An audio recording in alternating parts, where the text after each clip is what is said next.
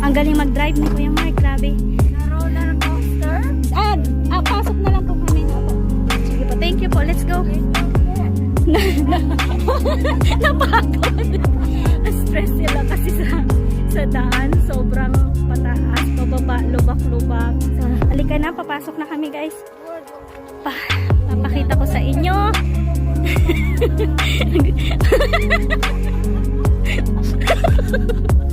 Sakit.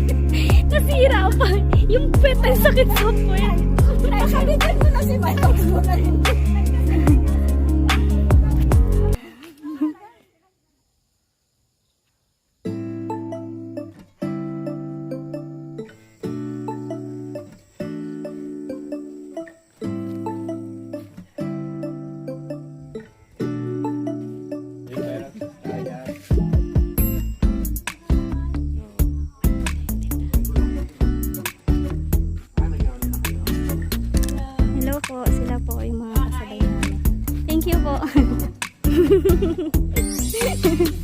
Sige po, picturean ko po kayo.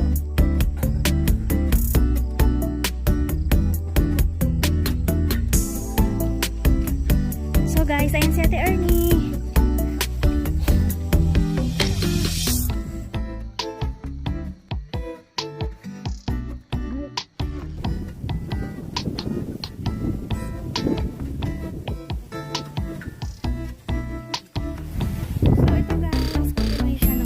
Tapos na kami kumain.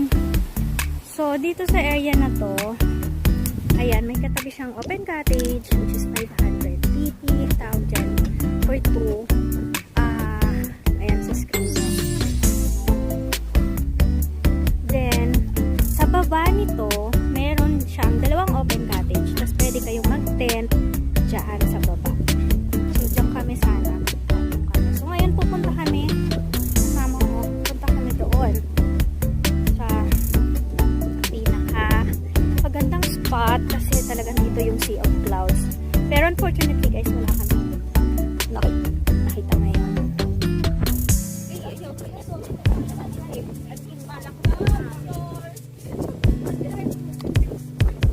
So guys, dalawa yan.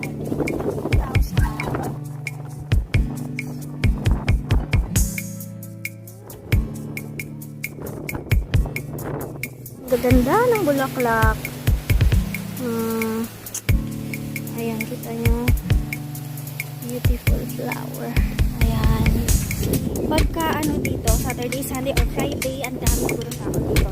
Nakita ko sa mga vlog ng iba. So, we are lucky kasi konti lang yung kami, dalawang grupo lang kami. Tapos may mga pupunta din mga siguro Daytour lang.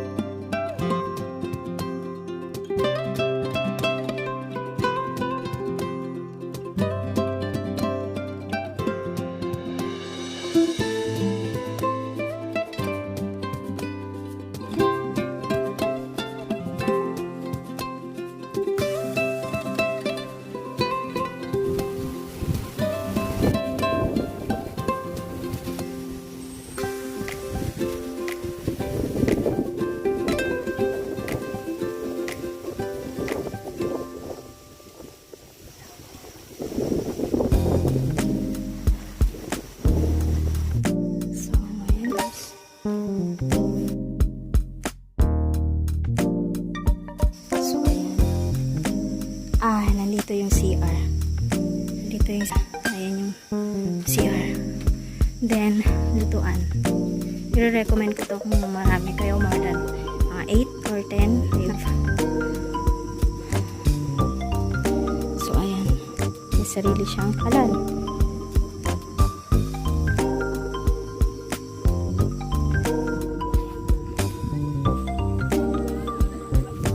So, ito guys, yung isa pa nilang house.